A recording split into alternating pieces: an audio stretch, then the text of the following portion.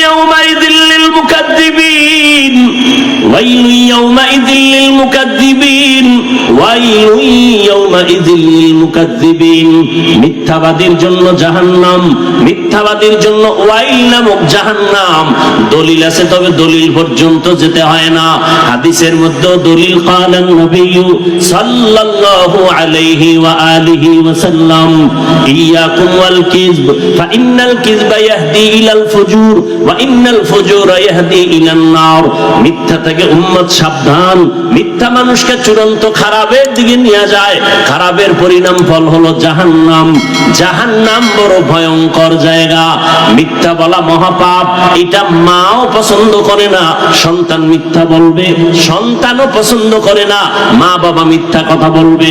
এমন কি কোনো বিধর্মীয় মিথ্যা কথা পছন্দ করে না। এটা বদআমল। তবে দলিল আছে, লাগবে না, কারণ এটা ফাহশা।